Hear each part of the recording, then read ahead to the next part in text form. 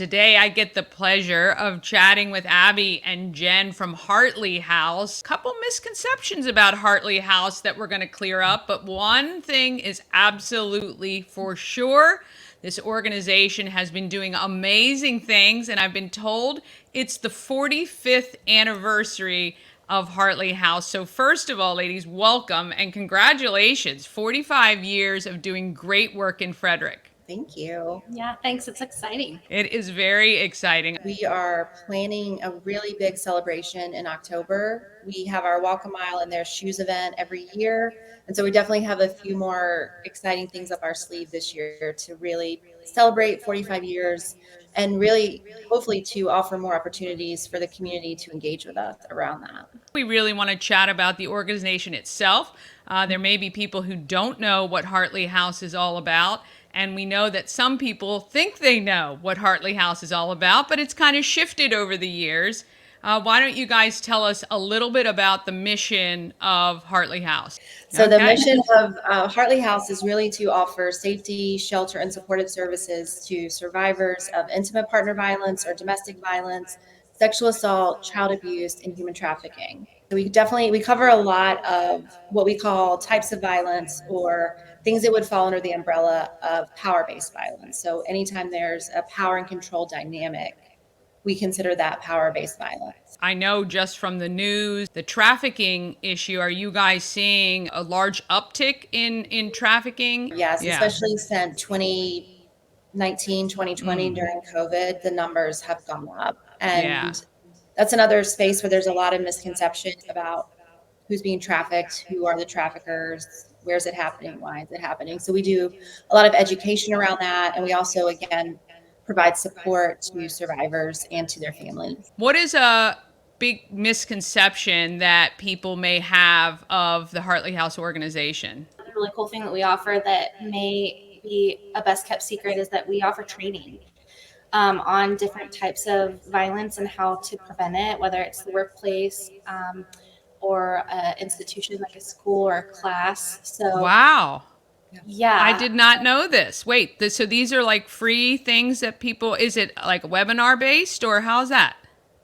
We can really tailor it to whatever people need. I mean, we can do online trainings. We've done that for other groups and organizations, but we also can go in person. Yeah. And so again, on our website, you can find the page where you can kind of pick what kind of training you want, what your group consists of, and we will get in touch with you and we can set those up. But yeah, it's completely free of charge. That is an incredible resource to the community, especially because you guys cover, it's a broad spectrum, right? We're not just talking about one single lane. And so even I would probably even call bullying, but like things like that, but that lead to a larger issue. So school groups like PTAs, people like that contact you, or even just parents, or how does that work? Really, anyone can contact us. And I'm really excited that you mentioned PTAs because we recently received a grant to do more targeted work in FCPS. So we're going to be hiring staff who are just full-time in FCPS to do that prevention work. And they will be doing outreach to those PTA groups so that we can do parent education. And we're going to be training more teachers and staff on red flags of dating violence or how to spot a kid who is witnessing violence at home and how to support them and how to get them connected with us. It's also going to allow more parents in FCPS to know about our services so they can get in touch with us if they need things. But yeah, we love connecting with school groups. We have a great relationship with Frederick County Public Schools. We also have really good relationships with Hood College, Frederick Community College, and Mount St. Mary's University. So we do programming on those campuses throughout the year as well. So we're everywhere. The more people that you plant these seeds with, hopefully they know where to go. Teacher education or school system education, it's so vital because they spend a majority of time with the kids. What is one big challenge that you guys have found? I know, Abby, you said you've been at Hartley House for 2 and Jen, you're 7. What's a challenge for the Hartley House that you guys are trying to overcome? Well, that's a great question. I think it's a couple things. I mean, one, Abby mentioned at the beginning, and you mentioned it too, Danny, there is this idea that we're just a shelter for women. And we do have a shelter, and that is a vital piece of the work we do. But only about 13% of our clients ever set foot in shelter. So the other 87% are utilizing all those other supports that we offer. That's clinical, that's legal. That's our hotline is a huge part of it. So we have that 24-hour hotline.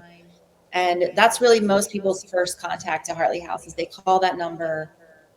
They get to talk to a trained, trauma-informed crisis professional who is going to walk them through figuring out what do they need? What do they need to feel safe? What do they need to move on from maybe the relationship that they're in, whatever the thing might be. And then they get connected with our other areas of service. And so I think that's the big challenge is making sure more people know that we're here for them. We've heard from men who are like, I didn't know you could help me. So we do. We have our services are for anyone who lives in Frederick County. If you work in Frederick County, if you go to school in Frederick County, we are here to serve you. Men, women, trans, non-binary individuals, children, senior citizens. Again, our services are all free of charge. We don't check anyone's income level. And that's the other thing too, Danny, is I think a lot of people, they think about violence, especially intimate partner violence, and they think this only happens to one type of person. It's happening in every community in Frederick County. And so it doesn't matter what your income level is. Yeah. We're here for you. And it doesn't matter what your education level is, we're here for you. So that's a challenge. And then also just Frederick County is huge. I mean, it's like geographically, it's the largest county, right? In Maryland. But the population is growing. And so it's just crazy. And so there's all these little pockets of the county, they've never heard of us. Or if they have, they're like, that's just for people in Frederick, in the city of Frederick. They're not for me. Right. So that's another challenge we've really been working hard to overcome is how do we get Hartley House services out to all the corners of the county so that people in Emmitsburg feel like they can come to us, people in Urbana, people out in Brunswick know that we're here for them and we're here to help them. It makes me think, like, do you have like a staff of like 100 people? How do you guys manage? Well, that's another challenge. Yeah. So I know, I think Frederick County is one of the fastest growing counties in Maryland right now as well, population wise. So how do you handle the influx of all of these additional people that you're helping? We have been able to increase staff. We have been able to get funding in place so that we can hire more staff. We added a new department. It's called Community-Based Services. And the members of that department actually go out to different places in the community.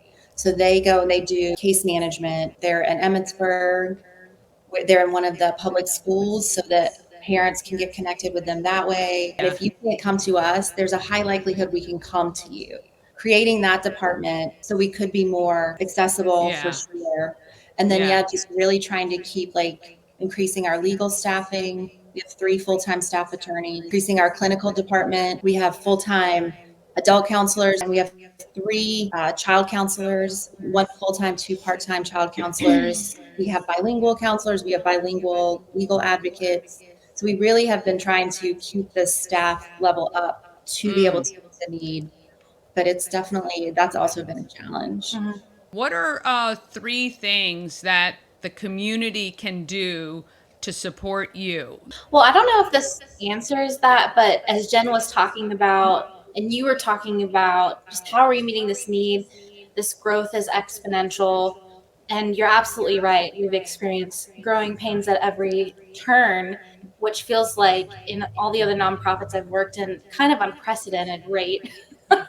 And so we have this desire to have another building. We're outgrowing our space now. But then I think what the community can do is we are so grateful that the city recognizes the need alongside and is funding our work. And so we have a lot of openings that are new positions. We're looking for people who love this kind of work. If you follow us on socials, you'll see that we have anywhere from 5 to 11 jobs posted on a regular basis. Again, you kind of wish the need wasn't there, but because it is, we're glad that you guys can rise up to that.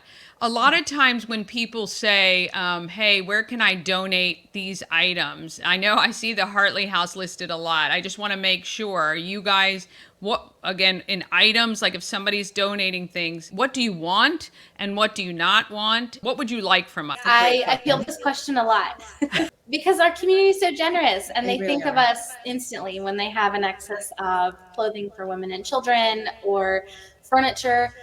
And as wonderful as that is, because we have outgrown our space, we've outgrown our capacity to take on, I would say, 98% of donations. And so what we like to encourage people to do instead, if they're like, how can I help Hartley House? What can I give? Is giving in the form of gift cards, something like Visa, Walmart. Survivors are often individuals who are coming to us who have been robbed of freedom of choice.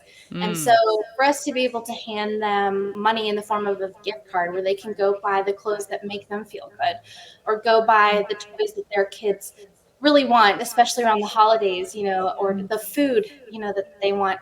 There's something really empowering about giving them the option of choice. And so we try to do that. We do also have their drop boxes at both common market locations. So on, I think it's Bucky's Turnpike 85, Bucky's Turnpike, and on 7th Street. There are donation bins there.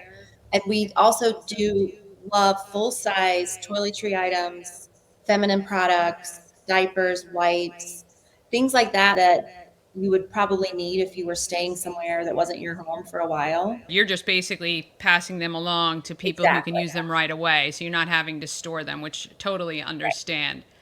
Yes. Can you give me 3 or 2 things that the average citizen can do to help somebody if they feel like they're witnessing something that's going on? Or should we just stay out? Well, I mean, what is the advice?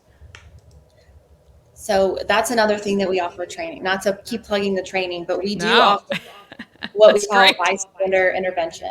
But I do want to make a caveat because I think you asked a great question there, is if it looks like a dangerous situation. And so we don't encourage or recommend bystander intervention or direct intervention if we're looking at a domestic violence or intimate partner violence situation, because those can turn very violent very quickly. So in those situations, you want to be a supportive person to the potential victim there. You want to be able to offer them resources, let them know you're a safe place.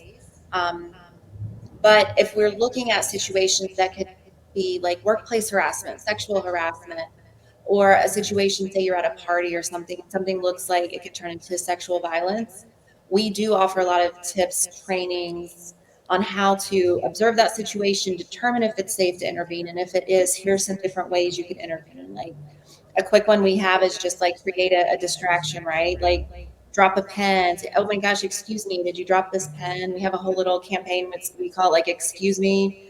And it's just these dumb things you can say to disrupt a conversation, oh, excuse me, do I know you from high school kind of thing, just to stop the flow of whatever's happening.